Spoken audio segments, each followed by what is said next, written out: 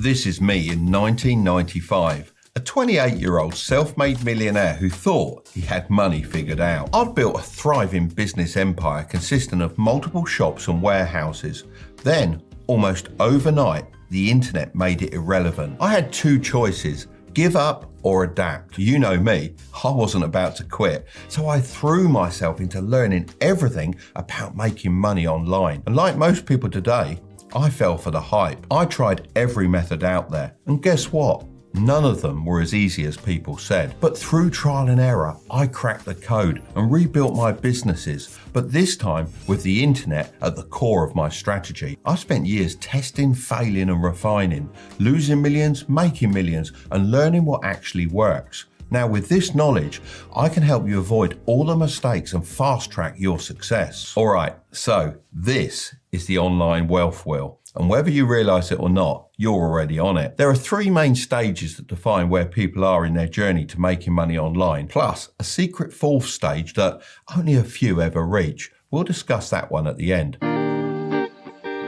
Let's kick things off with stage one. This is where everyone starts with no side hustle. And sadly, 55% of people never start at all. The key to starting the right way is picking a method that suits your skills, budget and lifestyle. If you already have a skill like video editing, graphic design, coding, or even setting up Discord servers, people pay great money for these services and there's no shortage of demand. But what if you don't have a skill to sell, or quite simply don't want to deal with clients?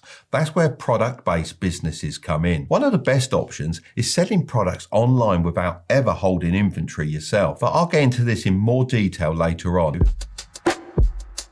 Running a failing side hustle. I'm classing a failing side hustle as earning less than $50 per month online. Sadly, 28% of people are trapped here. A lot of people aren't going to like me saying this, but it has to be said. It's almost never your side hustle that's flawed or doesn't work. You're most likely just not putting enough time and effort in. Forget the idea of a perfect side hustle. Just pick one that's easy to start and has the potential to scale. No more bouncing between business ideas. Just commit, launch, and put in the work to scale it up. Stage 3 is running a successful side hustle.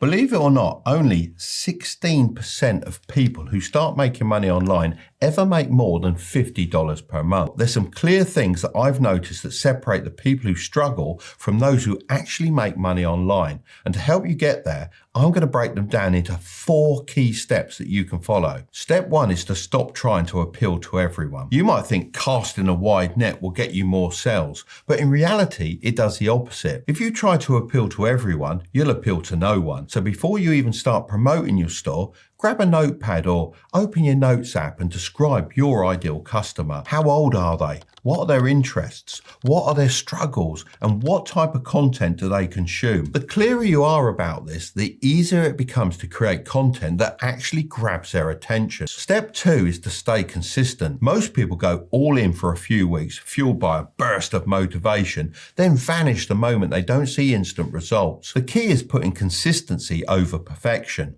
You don't need to be working 12-hour days or waking up at 5 a.m. You just need small daily actions that keep your store in front of people. Step 3 is to show, don't just tell. Most people's marketing strategies completely miss the mark, no pun intended. They just don't make it clear why someone should buy their product. If customers can't clearly see the product, understand why it's different, and immediately grasp how it benefits them, they won't buy it. It's as simple as that. Step 4 is to build trust with social proof. People need proof before they spend their money, especially when buying from a brand they've never heard of. If you're just starting out, order your own product and record an unboxing video to show exactly what customers will receive. Finally, showcase real people using your products instead of relying solely on stock photos.